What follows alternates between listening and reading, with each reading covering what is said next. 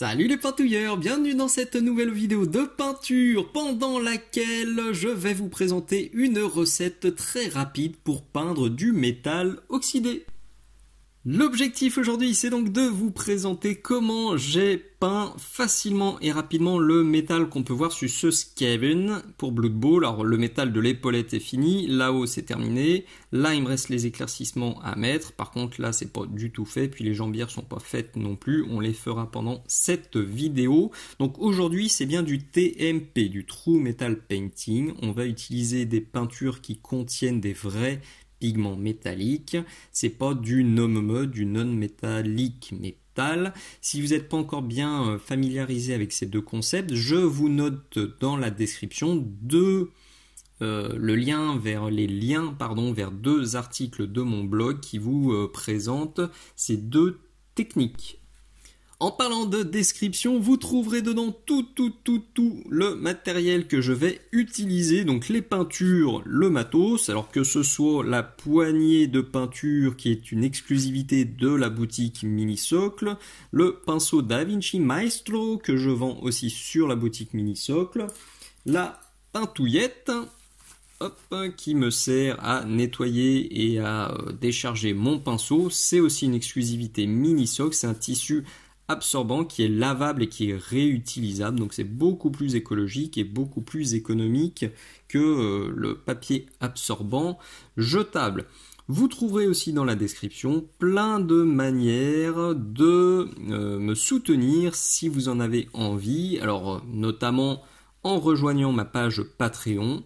Puisque cette vidéo était une avant-première Patreon, tous mes abonnés ont pu la voir il y a plus de 6 mois. Tous les mois sur ma page Patreon depuis plus de 3 ans, je partage 3 nouvelles vidéos, donc 2 avant-premières et une vidéo exclusive Patreon. Là aussi, lien dans la description et plein d'infos et toutes les infos utiles sont notées aussi sur ma page Patreon. Si Patreon ça vous botte pas, alors vous avez bien sûr la boutique Minisocle, chaque commande passée dessus me soutient, et si vous avez des figurines qui ne vous servent pas, des rabios qui ne vous servent pas, notamment des figurines Blood Bowl, et ben je serais ravi de les accueillir à la maison pour jouer avec le fiston et pour tourner de nouvelles vidéos de peinture. Deux remerciements avant de commencer la peinture. Le premier, il est pour Manu de chez click29-hobby.fr qui m'a envoyé cette figurine que je vous ai présentée dans cet unboxing là. Donc Click29, c'est une boutique en dur à Landivisio dans le Finistère et c'est aussi une boutique en ligne dont je vous mets le lien dans la description, avec plein de produits Games Workshop en stock, avec des remises allant jusqu'à moins 15%. Et avec le code MINISOCLE5, vous avez 5% de remise supplémentaire sur tout le site. Que ce soit sur les produits en stock, sur les produits en commande ou sur les précommandes. Si vous utilisez le code MINISOCLE5, ça vous fait donc jusqu'à 20% de remise par rapport au prix public conseillé Games Workshop et par rapport au prix pratiqué sur la boutique Games Workshop. Donc ça vaut vachement le coup. Si vous avez jamais testé, vous pouvez y aller les yeux fermés. Manu est adorable et le service est absolument irréprochable. Et voilà, si vous avez déjà utilisé, n'hésitez pas à réutiliser puis à parler du code à vos copains, parce que quand on a une bonne adresse, il faut en parler. Donc ça, c'était la première chose. Deuxième chose, un grand merci aussi à l'ami Seni qui a mis au point le schéma de couleur pour son Eshin Vermine Club, donc dont je vous mets les photos ici. Photos dont je me suis largement inspiré pour ma propre bande de Skaven pour Blood Bowl et Dungeon Bowl.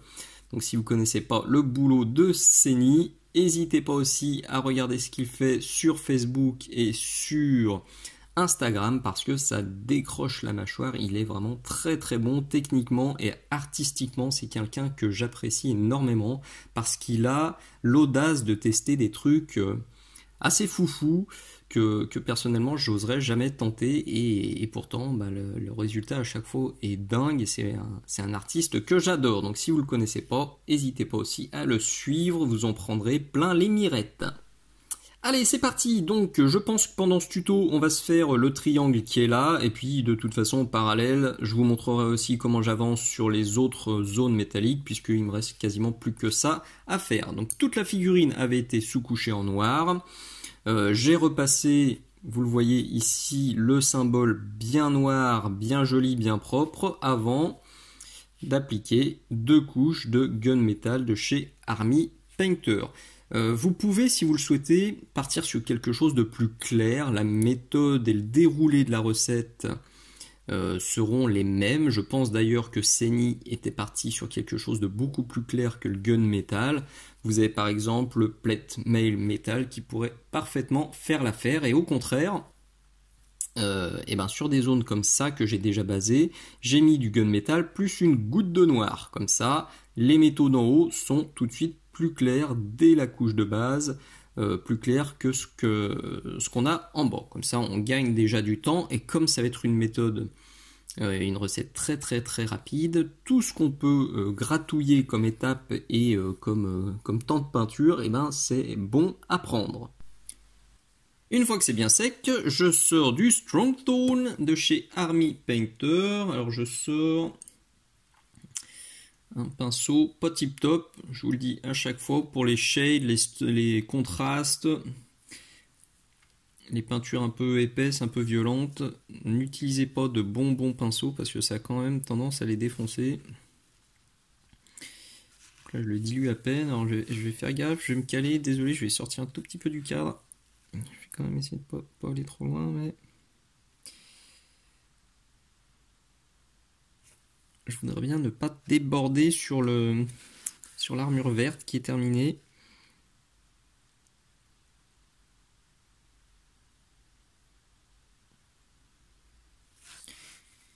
Et puis j'essaie de l'accumuler au niveau des croisillons, là, tac.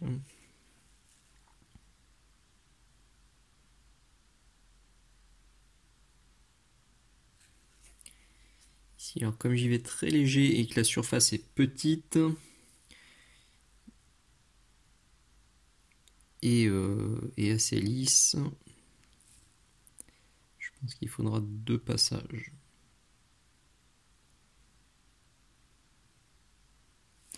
D'ailleurs, sur les plaques au niveau des jambes, j'ai déjà fait 2 passages, et allez, pendant que je suis dessus, allez, tac, un troisième vite fait. Pas uniforme, je tapotouille. Tac. Hop là, tranquillou. Ok, je laisse sécher, et puis, ouais, comme dit, je mets un second passage pour accentuer l'effet.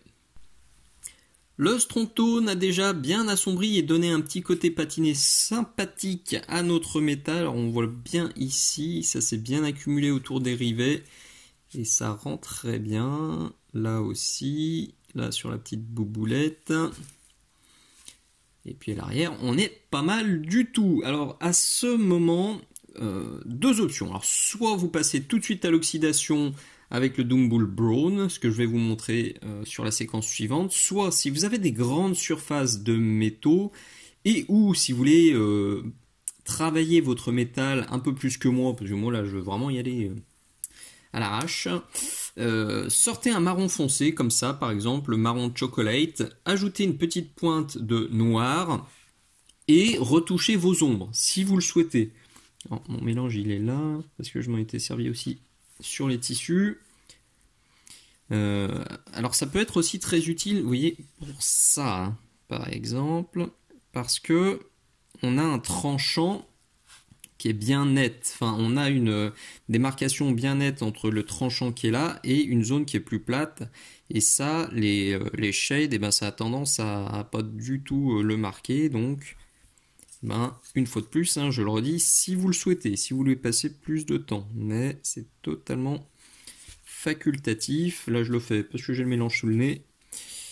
et parce que je veux vous montrer comment procéder, mais sur le reste de la figurine, je ne l'avais pas fait du tout. Ça permet aussi de reprendre, vous voyez, ici, là où le shade n'avait pas bien marqué. Alors là, la dilution est très importante et le sens du pinceau est très important. C'est quelque chose dont je vous parle souvent et que je présente dans cette vidéo-là, qui est une vidéo exclusive Patreon. Donc la bonne dilution, c'est à peu près ça, vous voyez, je mets sur mon ongle et je viens faire un test et je viens pousser mon marron vers le haut. Il faut avoir une couche transparente ici et plus de marron vers le haut. Ça vous permet de faire un glavis qui fonctionne et qui va plus marquer les zones où vous accumulez le pigment et c'est exactement ce qu'on veut. Comme je vous l'annonçais, je sors donc maintenant le Dumble Brown de chez Citadel Games Workshop. Un tout petit peu moins dilué quand même que l'étape de retouche que je vous ai présentée avant. Là. Et je vais venir accumuler ça aussi vers le bas dans les zones où l'humidité est censée s'accumuler. Vous pouvez tapoter, vous pouvez donner un peu de texture. Là, vous le faites vraiment comme vous le sentez.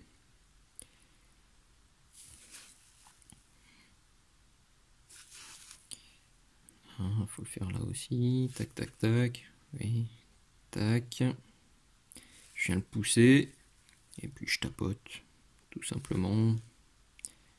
Hop.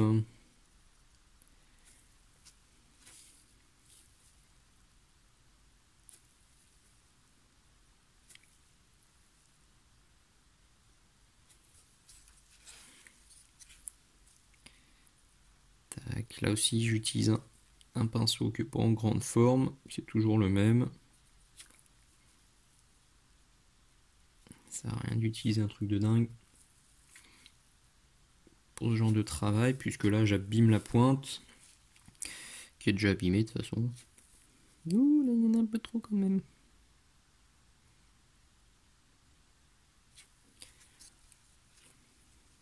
Alors la rouille, ça fonctionne particulièrement bien sur cette figurine parce que ça crée un joli contraste chaud-froid. Si vous n'êtes pas bien à l'aise aussi avec les contrastes, c'est quelque chose dont je parle dans cette vidéo exclusive Patreon. Bien choisir ces contrastes et bien positionner les contrastes, ça permet d'obtenir des schémas de couleurs qui fonctionnent et puis des effets waouh qui fonctionnent. Pour avoir des figurines qui ressortent vraiment bien sur la table de jeu. C'est pas grand chose à faire, c'est pas grand chose à comprendre, mais une fois qu'on a bien compris comment ça marche, et les figurines ressortent vachement mieux. C'est une des vidéos qui plaît le plus sur mon Patreon. J'ai énormément de bons retours. Je pense qu'elle est intéressante à visionner. Allez, vous avez compris, c'est vraiment très très simple cette étape. Il faut juste faire gaffe de pas trop en mettre quand même, parce que vous voyez, ça marque. Hein. Là, je pense que j'en ai trop mis. Mais il pas grave, puisque de toute façon, je veux aller super vite et que il y a déjà tellement de choses à voir sur cette figurine, je suis pas sûr que le regard va beaucoup s'attarder sur les métaux.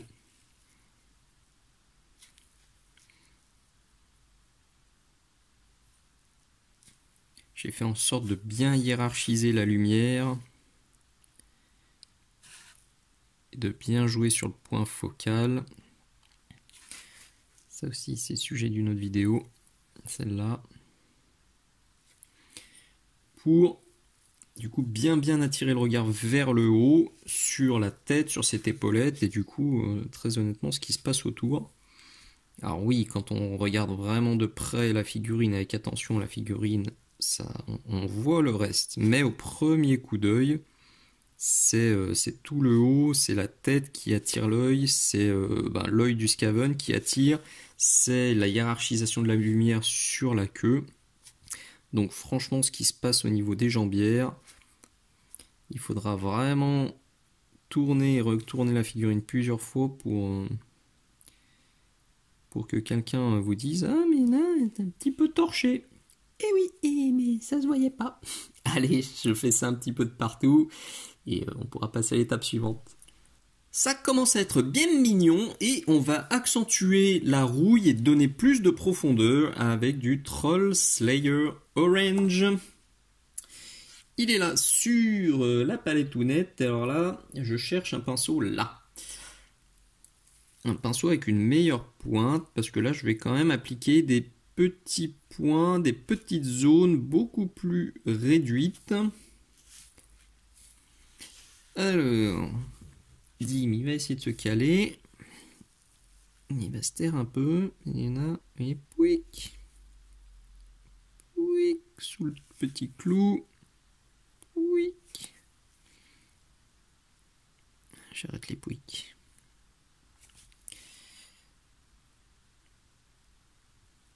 Là. Là.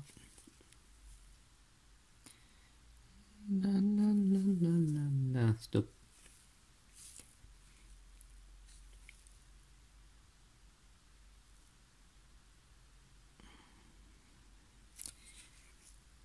Bon, vous voyez, c'est vraiment tout simple. Là, le but, c'est de donner plus de réalisme.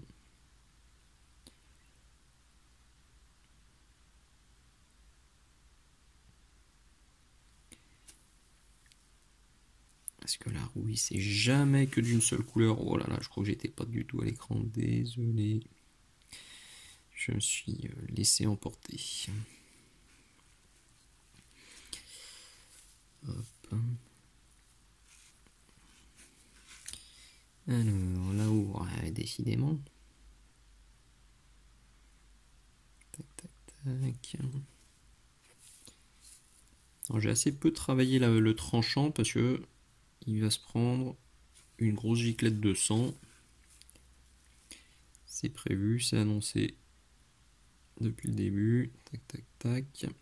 À noter que si vous avez des zones de métaux qui sont plus larges, comme une grande épée bien plate, bien large, le Troll Slayer Orange, vous pouvez l'appliquer comme ça en lavis et le tapoter aussi légèrement avec de la mousse de blister pour donner encore plus de texture, encore plus de réalisme. Alors faites gaffe par contre sur les zones très sombres comme là, sur le bas des jambières, là je vais pas trop charger parce que le Troll Slayer est très clair et j'ai pas envie de trop rééclaircir le bas de la figurine. Ce serait totalement contre-productif par rapport à tout ce que j'ai fait jusqu'à présent. Donc j'en mets un peu parce que ce serait totalement illogique de ne pas en mettre du tout, mais je vais pas aller en claquer pile en dessous. Juste un petit machin comme ça, histoire de dire que j'en ai mis. Et ça ira. Et c'est dans ce genre de zone où je pourrais très bien prendre la mousse de blister et venir juste taper un coup. Et puis hop. Quoi. Par contre sur le haut ici, où c'est moins dangereux, et ben on peut en mettre vachement plus. Parce que je me rends compte que j'ai été généreux sur l'arrière et puis finalement quand je retourne ça me plaît plus à l'arrière qu'à l'avant. Donc je vais venir l'accentuer un petit peu ici. J'hésite pas à déborder un peu sur mon verre. Parce que la rouille, il y a forcément un moment où ça va s'étendre un petit peu. Donc un petit liseré comme ça est le bienvenu. Et là autour, par exemple, ça se fait tout seul. Je vais venir le faire là aussi.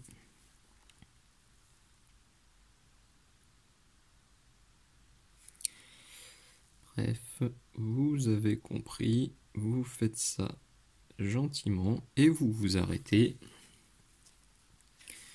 au moment où vous commencez à flipper de choper le tétanos.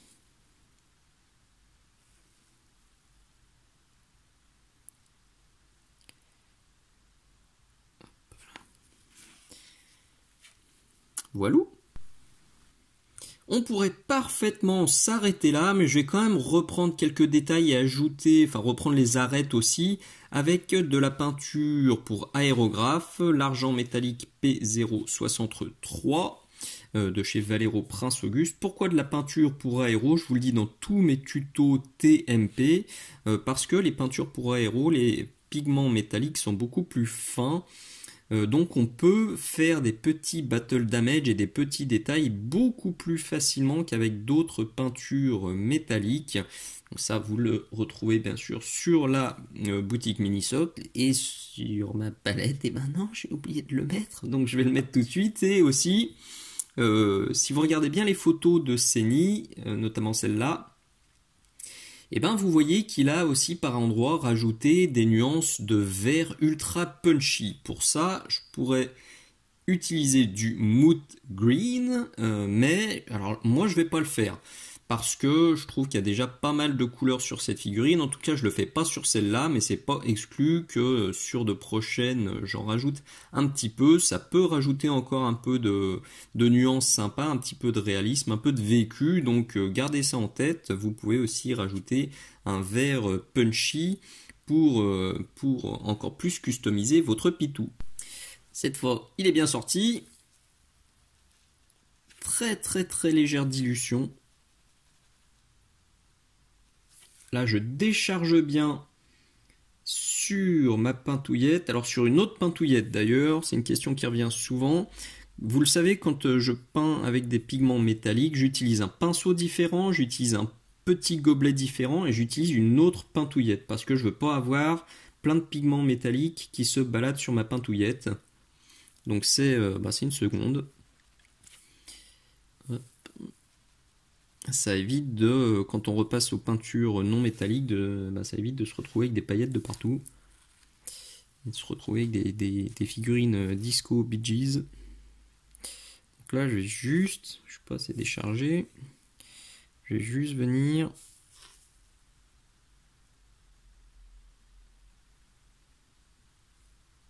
tapoter, vous le voyez, là, le haut de cette arête qui chope bien la lumière, mais ouais, je fais pas un truc bien régulier. Choper ce rivet. Choper celui-là. Choper ça là. Pareil, cette arête là qui chope la lumière.